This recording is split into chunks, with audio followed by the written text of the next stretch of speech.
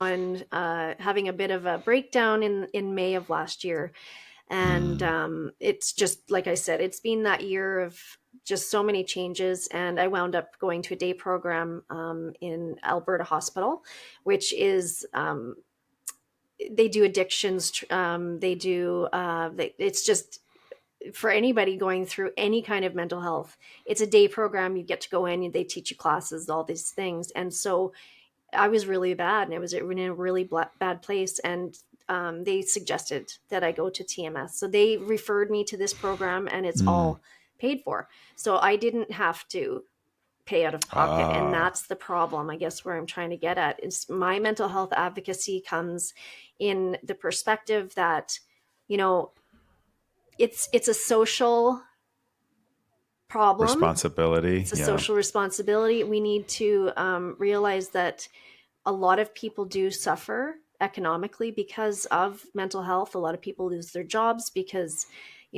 it's just not understood. You might have sick days where you just cannot get out of bed. You can't make it Yeah. to work. I've had those. Yeah, and then some people just don't understand that, and I get it, and I'm glad they don't, for their sakes. Me They've too. never had to deal with it, maybe, but anyways, I'm rambling on here, but for me, the mental health advocacy part of it, if I can get a word out there to anybody and help just one person, um, I know that it's made a difference. I know that, Yeah. like, I just had to do something, and if we can help fund these programs, help, and it doesn't even have to be like those big major things. It's just one little thing at a time, one little thing that you can do Progress. to, yeah, like share. Yes, share something. Like, say you listen to a podcast, share it. If it really affected you and it affected you, it may affect somebody else. It may help Hmm. them.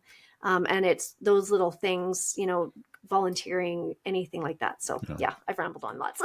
Yeah. No, no, Yeah. no. It's you're absolutely right. I could not agree more. I think I like to share a lot of stuff I see on social media when it resonates with me, or I'll comment on it sometimes if it does too, because the amount of time someone DMs me or I meet someone and they're like, you doing X really helped me here. And it's like, it's the simplest thing that I never would have thought, Hmm. um, never would have thought made any difference, right? So Right. it is, and it's building that community, which I think is so important.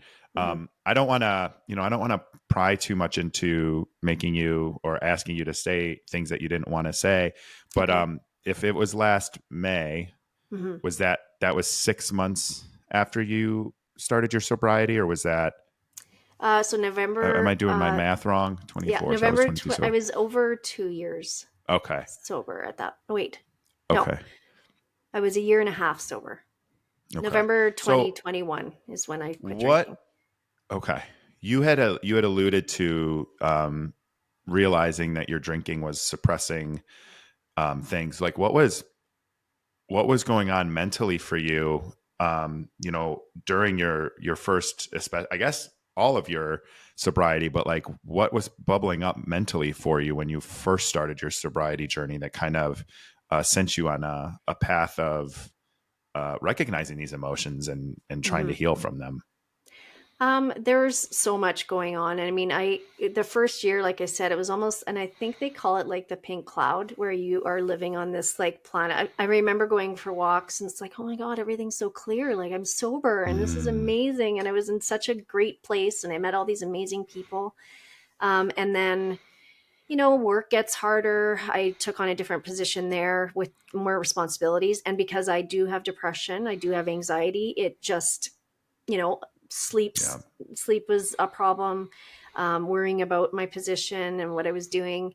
And then because I was sober, I couldn't go home and drink after to deal with that. So all those things that, I had a few friendships, relationships that just seemed to go a little bit different. It wasn't what I expected. And that feeling of hurt and not being good enough, and all the things that kind of came back to me as a kid. And Mm, um, then I went into a psychiatrist appointment, and they prescribed me because they said I have ADHD, which honestly, I think everybody has a bit, but I'm not downplaying ADHD at all. yeah. And I do think I do have I do. I mean, but I've controlled it for this many years. Right. Anyway, they put me on a drug called Vyvanse, and it's a methamphetamine, and it just and I was like, I'm gonna give this a good try. I'm gonna, and at Yeah. first you're like, oh, I'm wow, like, and I'm just like, blah, blah, blah. And but I hated the feeling because I drink coffee. I don't need any more I do too. stimulation. I'm a coffee drinker, and it was just a deadly combination. And I literally felt like I was losing my mind. It was. Oh, I wow. finally went off of it. I didn't get a lot of support from the psychiatrist. And again, it's another disappointment from somebody you're supposed to trust and that should be looking after you, after the fact. What was the non-support? Did they want you to stay on it? They wanted me to That's like stay on it. ego. Well, the It's like nurse was ego. away. Yeah, the nurse was away. She was on holidays. And I said, well, what do I Mm. do? I phoned in a panic. Like, should I stop? Like, should I stop now? I'm sorry, she's on holidays for a week. She's not back until this time. And I said, well, can I talk to the doctor, please? Like, can somebody? And nothing. I wasn't put through to anybody. Jeez. I was put aside. And at this point, keep in mind, like I'm in full on, like I already have anxiety. So you add that.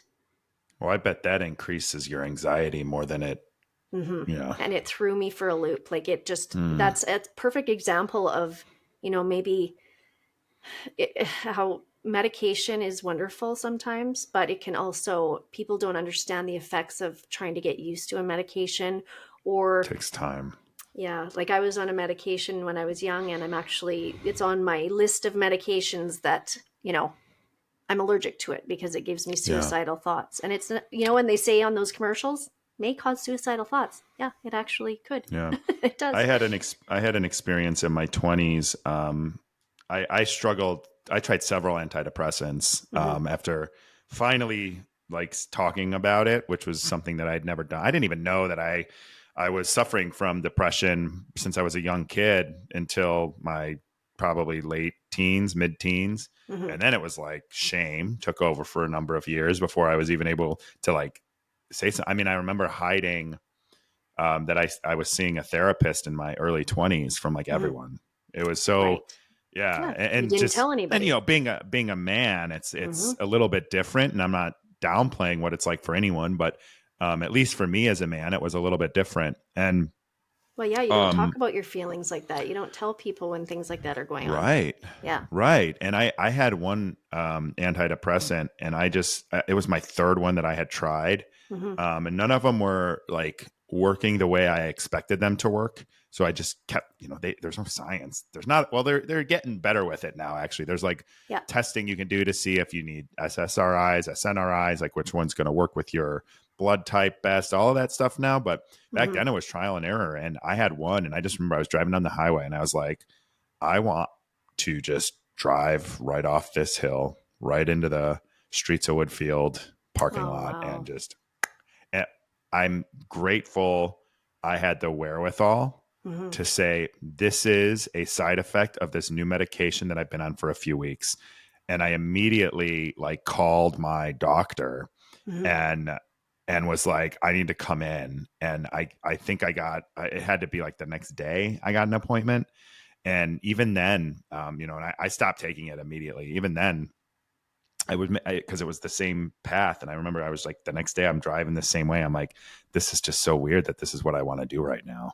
Yeah. Because even when even when I've had thoughts like that, it's never been like something I thought was a possibility. Hmm. And Yeah. so it was so weird. So anyway, the point of that was the medications, you have to be careful with them. The side effects are real. You have to Yep. know the side effects so that you have awareness of them if they creep up, especially the ones that are going to cause you any suicidal thoughts or self Hmm. harm thoughts. So And that encourage is everyone something to I'm please very be, aware of now. yeah. I'm very sensitive to medication. So even just switching that little bit last week really threw me for a Mm, loop. And I knew that something was going to happen. And I was right, and I had to ride through it, but I wound up, it wasn't a great week at all. And suicide is in my mind a lot. Like it's suicide ideation. And that's hmm. because I'm a 3-time suicide survivor, Oh my suicide gosh. attempt survivor. I don't know. How do you even word that? Like, anyway. Um, I don't know. And I feel like we're in a good point where people are recognizing that that's not just suicide in general is not a criminal act. No. It's like it's a suffer. It's something people suffer with. So Yes. Yeah, yeah, and it was all around my postpartum, and I when I look back, it was all to mm, do with medication I was on, and I probably had a few drinks, and that's a killer mm, combination. So that's another reason why I wanted to quit, because you're depressing yourself more with alcohol, right? But yeah, mm-hmm, so coming out of back to the suicide and the shame in that. I mean, I that's part of what I was trying to mask. I mean, I was a mm-hmm, mom.